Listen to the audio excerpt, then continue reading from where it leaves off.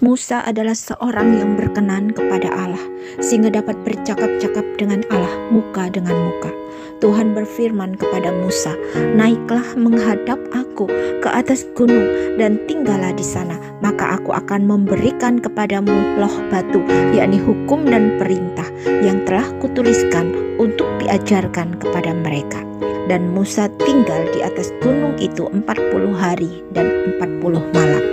Setelah Tuhan selesai berbicara dengan Musa di Gunung Sinai itu, maka Tuhan memberikan kedua loh batu itu, yaitu hukum Allah yang dituliskan oleh jari Allah sendiri.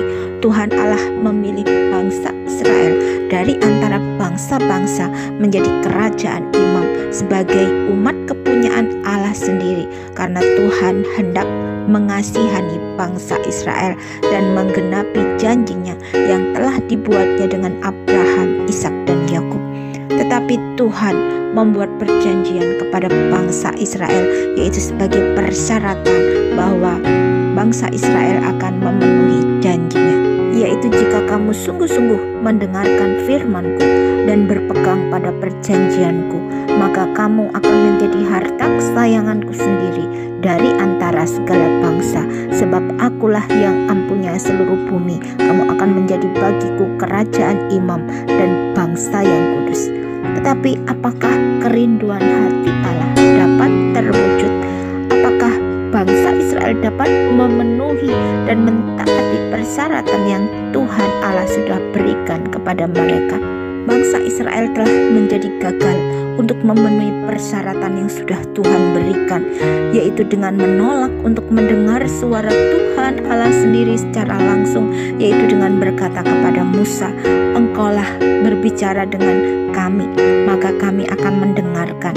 Tetapi janganlah Allah berbicara dengan kami, nanti kami akan mati."